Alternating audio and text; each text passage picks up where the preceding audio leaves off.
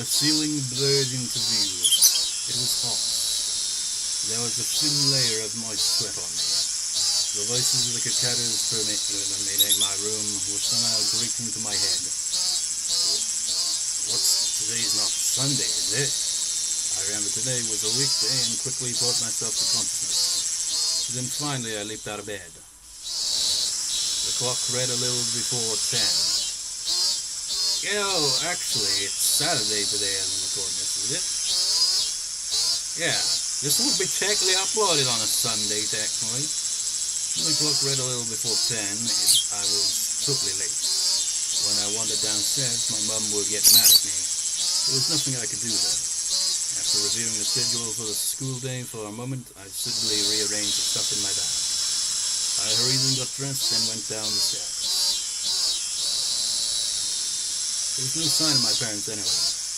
Maybe they went out somewhere together. So that's how it was. My mother had probably woken me up once this morning, but then I fell back asleep without remembering it. And my parents thinking I'd gone to school left. Something like that probably happened. I went to the front door and as I expected, it was locked. Looked like I was right. It was further evidence of my speculation being correct. When I realized my parents weren't here, I suddenly felt less like I had to rush to get to school. There was one portion of breakfast left in the dining room. Probably mine. The milk they poured in it had gone warm since a while ago. When I realized how hard it would be to sneak food for Satoko, yesterday I had cried. Well, thinking back on it, food wasn't the only issue in that regard. I wasn't in a position where I could bargain for Satoko by myself anyway. It's such a heavy thing just to save a single person. I've seen this on TV and in comics all the time. These feel-good words about how you'll save your friends for sure and such. Was that why I ran my mouth like that, swearing to save her because I wanted to feel good about it? No, that absolutely wasn't true. Because the fact was I couldn't save her. Because I didn't want to think like an adult. Like I couldn't do anything but watch. Had Satoko gone to school today? I immediately realized that was a meaningless question. Whether or not she did, there wouldn't be a change in the environment she'd been placed in. So I couldn't save her and no one else could either. Then we could only pray for a miracle. Are we so powerless? With a vague goal of getting to school in mind, I sluggishly put on my shoes and stumbled out the front door. I'd only overslept by 2 or 3 hours, but sunlight and air felt completely different from how they usually were in the morning. Well, of course they did, but once 10 o'clock came around, you could barely call it morning anymore. I didn't feel like walking the same old route to school. I needed to ultimately end up there, but it was like I didn't want to choose the shortest route, the most proactive one to get to school. Put it in a more positive light, maybe I wanted some time to walk by myself and think. I had to go to school, partly to make sure Satoko was safe. But I hadn't come up with any plans yet. Nothing since last night. So the path I took from my house was in the complete opposite direction. So I went this way, I'd pass Rena's house and the dam site. It would be quite a detour. I calculated how long the detour it would end up being, then satisfied with the answer, I started to walk. Rena had brought me to the dam site a few times. One section of it had turned into an unlawful oversized garbage dump, and Rena really liked going fishing for junk in there. But that she'd come off as a completely normal girl too. I can think of a few other qualities she could do without, but whatever. The view quickly opened up wide and I was hit by a strong wind. There was no shelter here at this big dam site. Maybe it was a good thing I came here, I thought. At the very least, it was more healthy to think about stuff in a place like this instead of my cramped bedroom. I took deep breaths and filled my lungs with the rich, cold air unique to Enemy's Island. I turned around reflectively. It was a bicycle bell. Well, that's not how a bicycle bell sounds, is it? Well, I didn't know it was going to be a bicycle bell, for one thing. Considering where I was standing, I don't think they were trying to get me out of the way. They rang the bell because they wanted something from me. Oh, Tomitake! I was wondering when you'd make your damn appearance. I mean, like, he's been in all of them. so far. But this is like the longest probably that it's taken for him to make his appearance. Hey, excuse me, you're from Higurashi, right? Yeah, why? I've seen this person around a few times. Right, I remember. His name, I think, was Tomitake, a freelance photographer who lived in Tokyo. We would zealously visit him every season to take pictures. Also, Mion on the island told me, I think. Could you tell me how to get to the Furude shrine from here? I think I left my map at the inn. I don't know where to go. The shrine from here? I knew where everything was in my head, but explaining how to get there was difficult. Yeah, giving directions is, isn't it? It's like you could have it all mapped out in your mind, but trying to actually explain it out loud is another. I was a little irritated at having been bothered for this, but when I realized it meant my detour actually meant something, that feeling faded quickly. I'll tell you, but it's a little difficult to explain. I could bring you there if you don't mind. Really? I would be in your debt. Thanks a lot. But are you sure? Did you have something to do? Tomitake-san finally appeared to have realized how strange it was for a student like me to be here at this time of day. I smoothly told him not to worry about it, then turned my back and started walking towards the Furude shrine. Tomitake-san hurried to turn his bike around and came after me. Sorry, don't worry. All guys have times when they want to split up from the pack and be a lone wolf for a while. What a free-minded freelancer. It was easier for me, too, that he was under that impression. I'm Tomitake, a freelancer photographer. I specialize in wild birds and landscapes. I'm still pretty unknown, though. It seemed absurd for him to introduce himself when I was just showing him to the shrine, but he gave me his name, so I need to give mine back. I'm Maibara. Pleased to meet you, I guess. Maibara-kun, pleased to meet you. Seemed like a pretty silly man, but that felt kind of good considering I'd been suffocating with worry over Satoko all night. Along the way, Tomitake-san spoke at length to me about how precious the nature in Higurashi was, how it was a treasure trove of rare wild birds, despite my not having out. It wasn't interesting what he had to say, but he seemed to be enjoying himself, so I left him to it.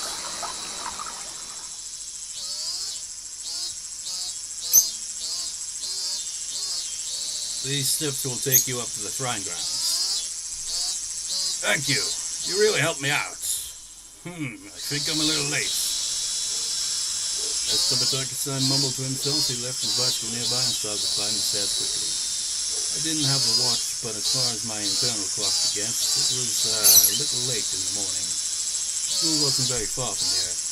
Maybe I should kill a little more time until then. With that in mind, I went up the steps in pursuit of Tomitake-san.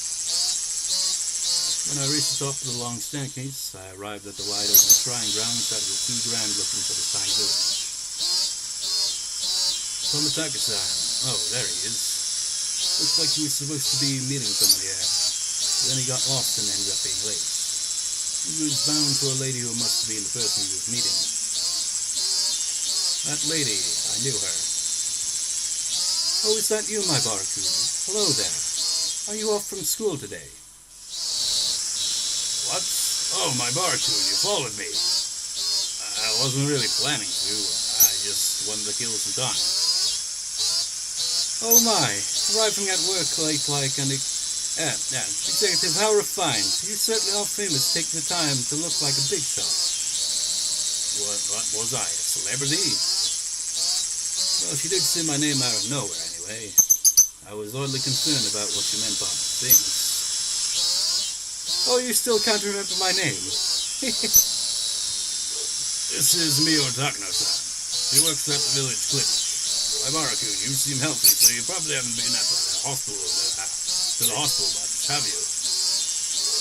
And now that we're finally acquaintances, the next time you're sick or anything, I suppose I'll give you a little bit of special treatment. This lady named Takano-san, I kind of didn't remember her. Maybe we'd passed each other on the street a few times, but I was pretty sure this was the first time we talked. Well, this is in the sour, even if I don't know a person's name, it's not unusual for them to know mine. I glanced at Takano-san and saw she had a bag and a camera. Are you photography partners? Is that why you were meeting each other? Oh, we're nothing like partners. I'm but an amateur and Jiro-san is simply initiating me into it. Right? That's not it at all. Takano-san is a quick learner. She could take pictures just fine without my guidance. I mean it. I couldn't tell which of them was the head in the conversation. Well, there was certainly one couple you wouldn't get tired of watching. Now who's speaking? Maybe it's Tomitake. Festival is finally coming up today after tomorrow. I hope I can take some good pictures this year.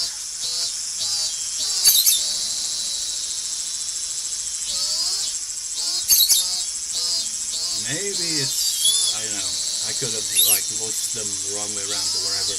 I plan on taking some shots of the setup tomorrow. I want to capture the festival energy shown by the preparations for it too. Oh, I just remember. There was some village festival called the Tatarigoroshi or something the day after tomorrow on Sunday.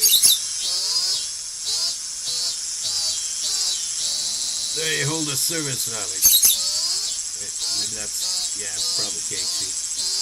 They hold a service where a pile of old udons in order to give thanks to enemies of guardian lady Oyashiro-Sama. Oh, you're correct. You have quite extensive knowledge despite just having moved here.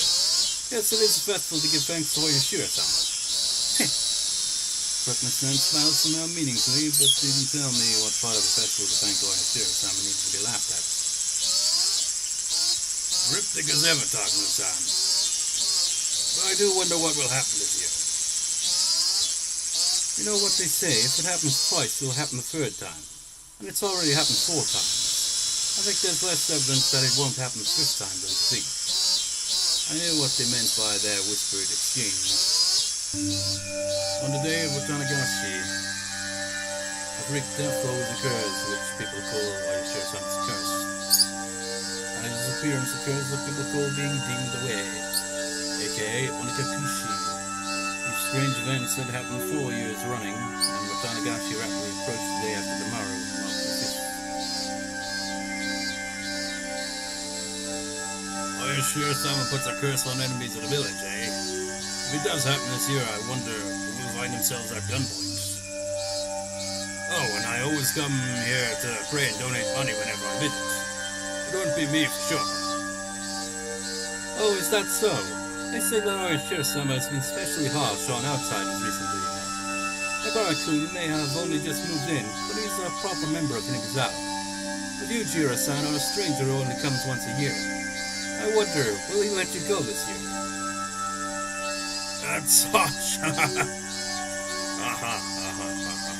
Takano was the only one with a pain grin, but we all were smiling. Like, ha ha ha, a curse, ha ha ha. 4 years or so.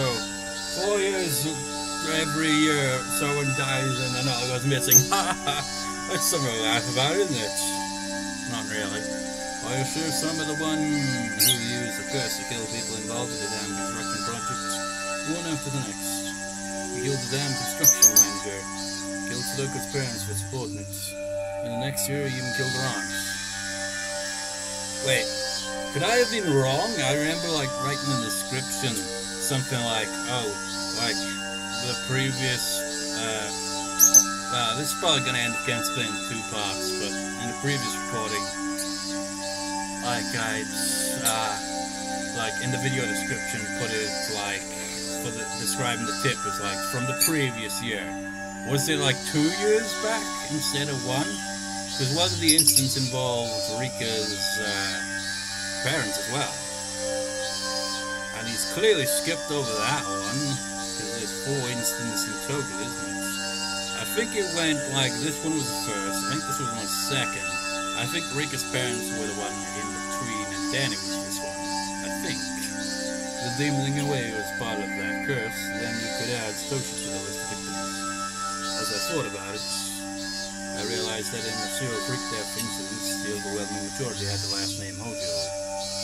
Half of the deaths and disappearances had come from the Hojo family. The Hojo family lived here in Higurashi. Did that mean Oyashiro-Sama punished and cursed them particularly harshly because, despite that, they had been in favor of the dam?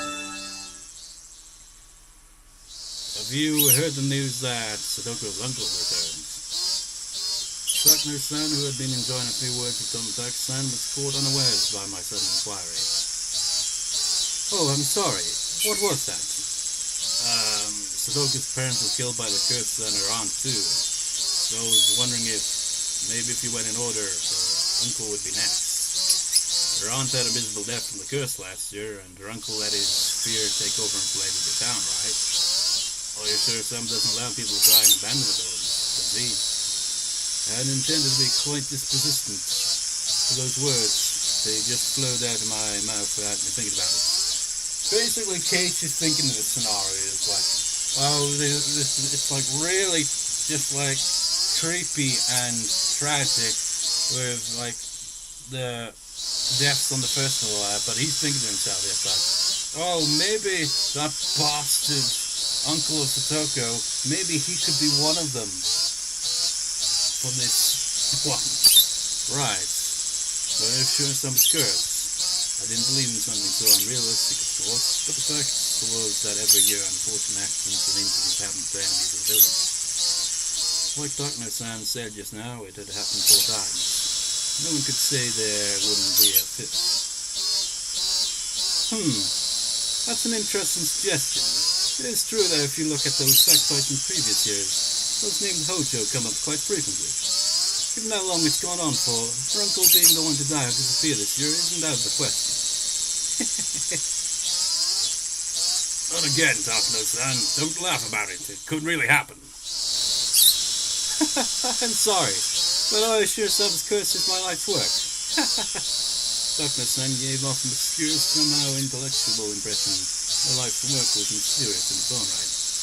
She probably really liked inexplicable supernatural phenomena or something. Takano-san, you seem like you know a lot about Oyashiro-Sama. Give me your honest thoughts. Given that he's the Hojo and that he's returned, what are the chances that her uncle will fall to the curse? My what? You seem like you really want this uncle to dead. Well, come on, Keiichi. Well, he obviously isn't going to admit that, but clearly it's like, if it will save Satoko, then so be it.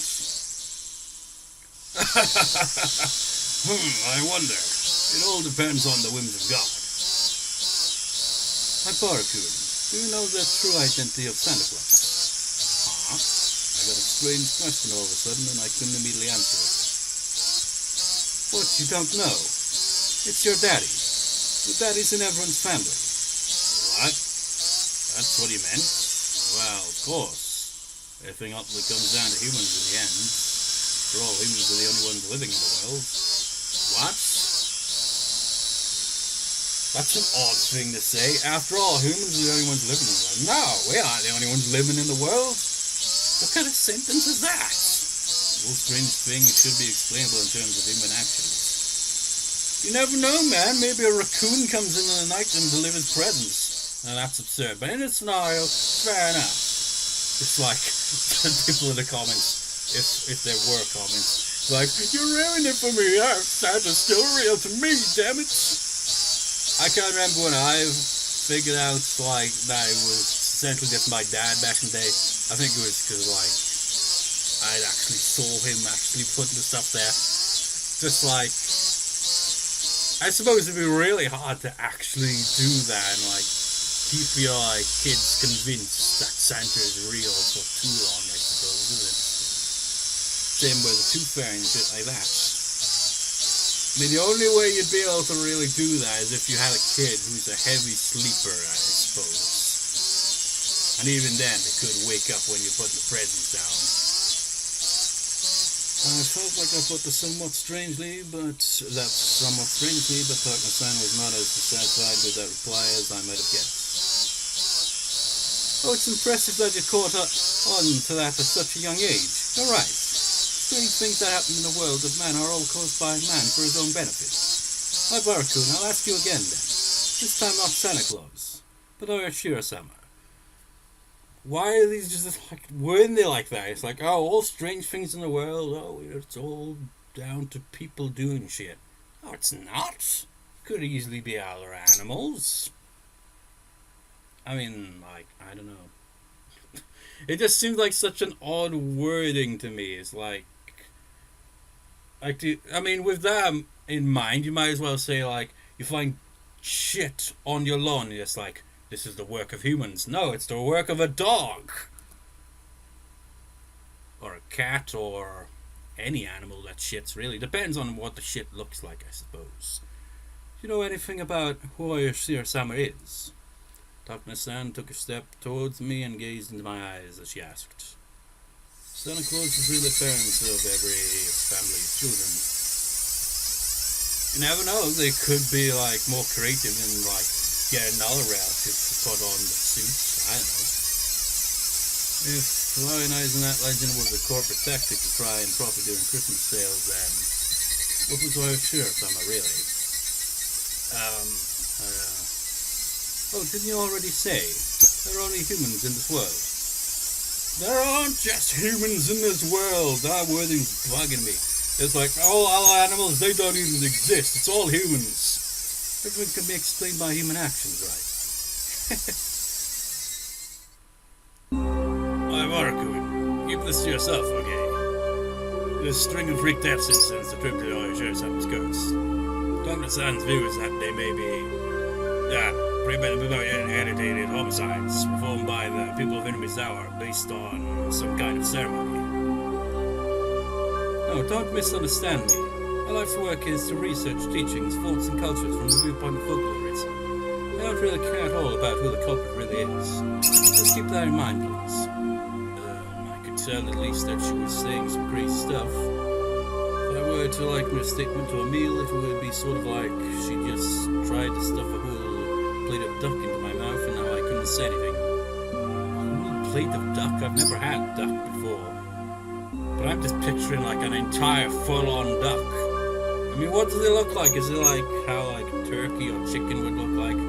Or is it like, no, we got the full duck on the plate, man. We've even got beak sold separately though. Beak sold separately. Why you'd want that, I don't know. Maybe, I don't know.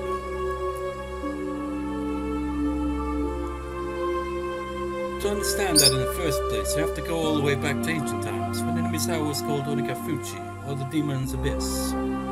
Transcendents who lived there believed themselves to carry the blood of demons, and so were only half human. Takano-san, having entered her home field, leaned forward and began to speak of ridiculous matters. Tomitake-san realized she was overawing me and interrupted for me. Takano-san, you can't just chatter on about that stuff until my bar's cooked. Look, he's really confused. Oh my, are you? If you want to hear more, ask me any time. I have heaps of the grotesque stories that boys your age seem to love hearing. Thank you. If I feel like it, I will. For now, I softly and safely gave my refusal. Takano-san seemed a little unhappy that Tomitake-san had rained on a parade, but she stopped talking about it then. Even so, it was still a very interesting story. That Oyashiro-Sama's curse, which we fought over strange freak deaths, was really homicides, perpetrated by people of the village.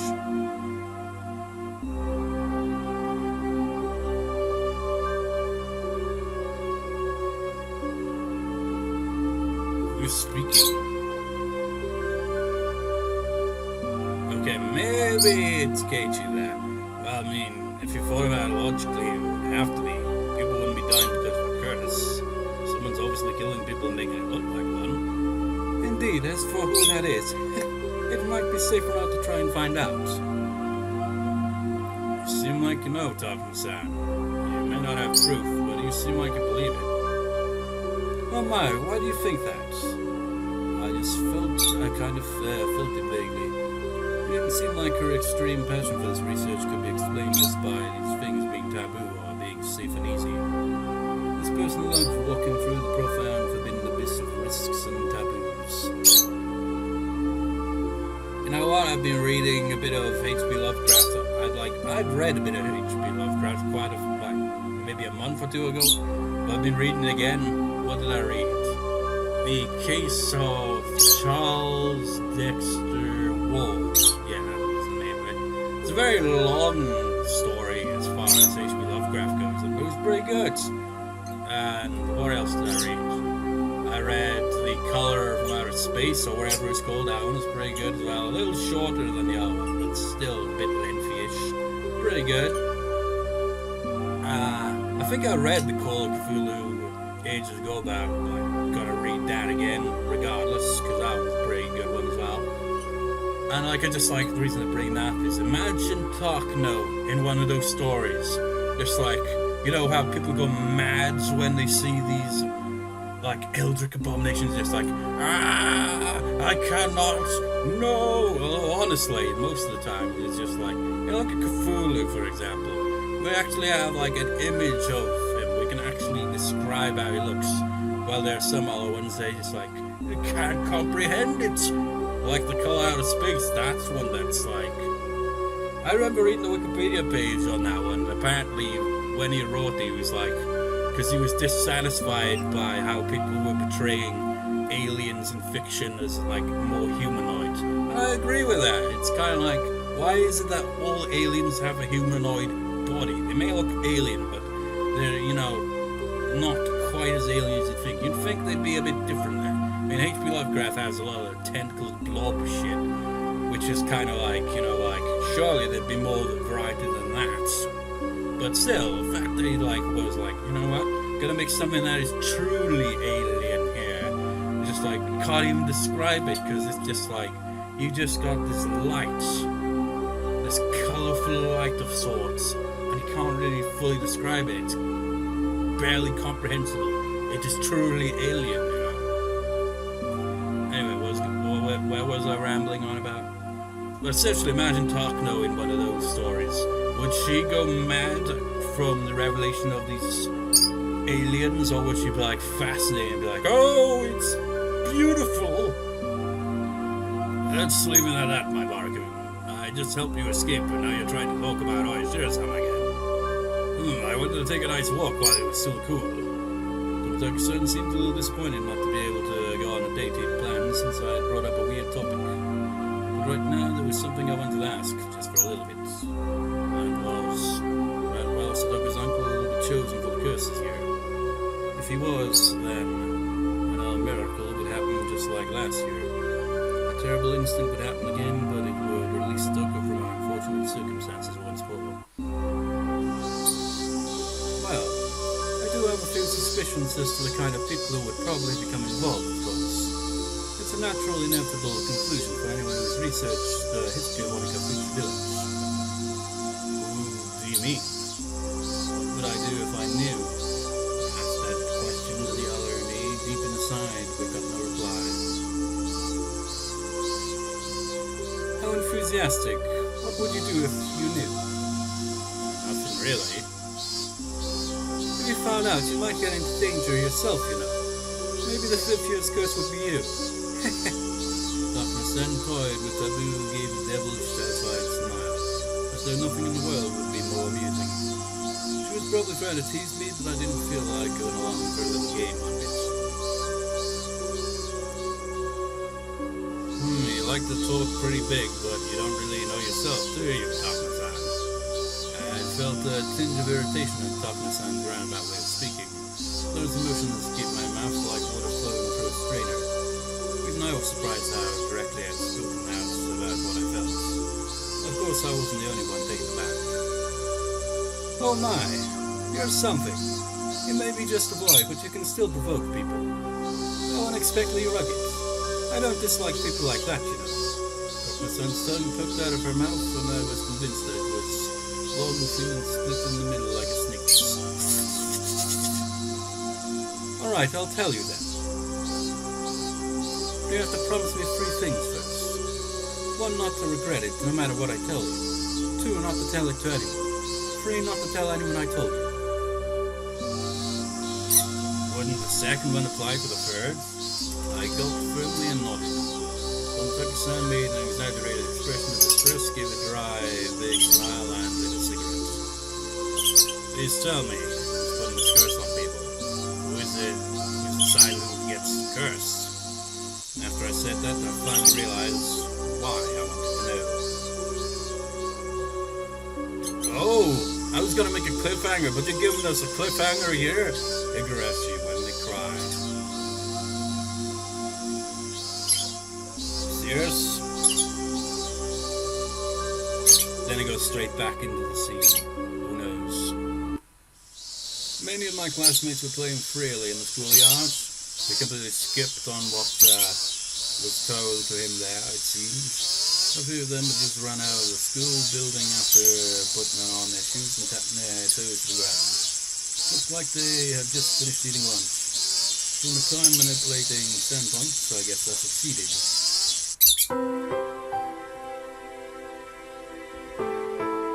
Oh, my Mara-san, are you okay? The two girls' newsmen came running over. It was only natural they were worried. I think if someone wasn't there in the morning, they'd be out the rest of the day. Well, I'm just late for school. Bye. Couple hours. Don't worry about it. Anyway, what about Satoko? Did she come today? The girls exchanged glances. I saw a thin shadow fall over their faces and knew the answer without needing to hear them reply. Satoko was absent today too. When all was said and done, after being out 3 days, she'd only come back for one. And now she was out again. Who knew if she would come tomorrow?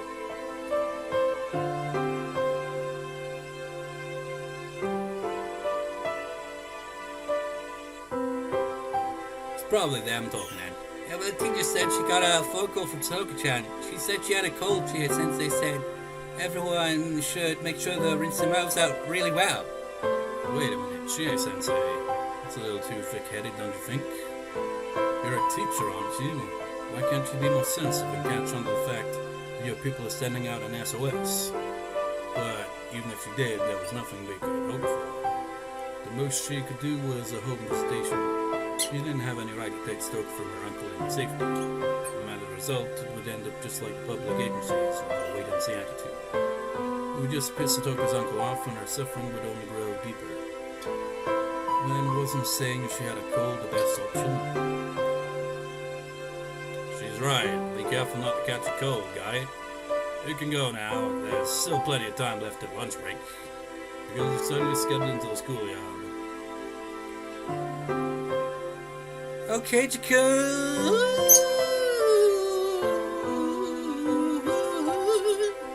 Miranda was yelling out the classroom window, waving her hand with a most absurd voice.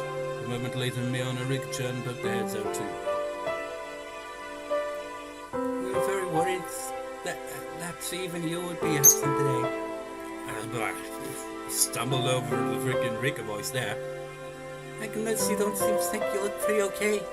I felt a little uncomfortable over saying that I didn't look sick, but I didn't care that much. What happened? Overslept? Well, late is late. I think if I said I was late because of a train accident, she'd let it slide. Who's saying you overslept? You overslept? Leon was being a bit persistent.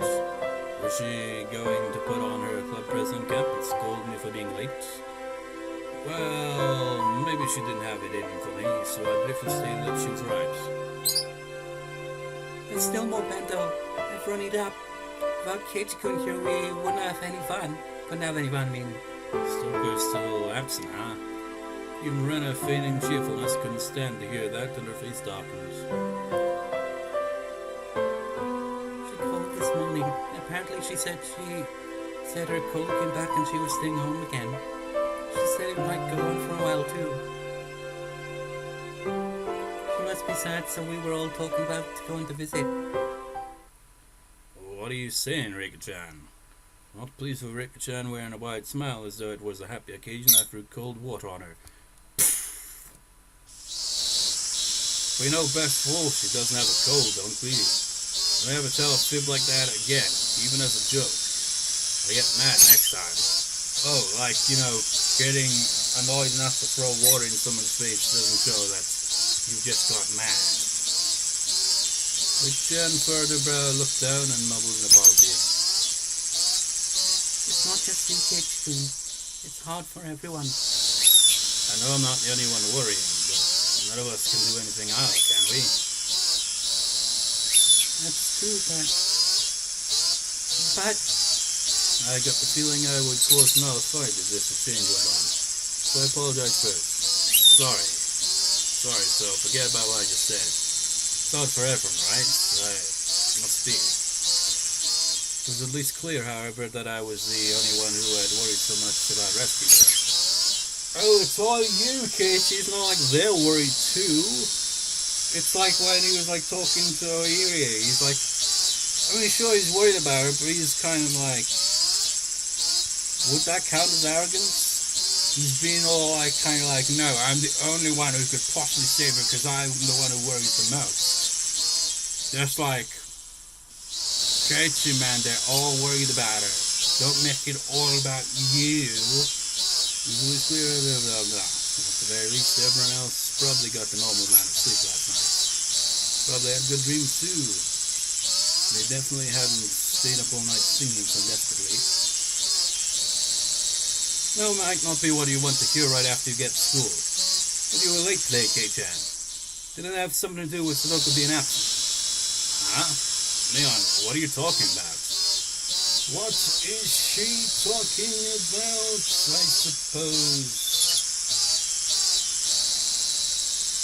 Find out next time. I was just like, now, like, I got to the end of the recording, I just like, go all the way back to the cat again. That really is. It's just like, when I heard about it, it was like that sinking feeling you get in your stomach. But like, as it sinks in more and more, I'm just like, here's another depressing fact. Is we got like this food container thing for the cats. And it's got an image of a cat that looks like Minx, which is the cat that died. And that was apparently the reason my mother had bought that. How sad is that with that now? It's like, just little things like that just make it all the more just kind of like, what a gloomy freaking way to end the video, but still. Just like, because like I'm just thinking, maybe I'll take a break from recording, so, I don't know. But then again, maybe by the time like both parts from this recording are uploaded, maybe then I'd feel a bit more up to recording, so I don't know. We'll see. So, see you next time, viewers. See you next time.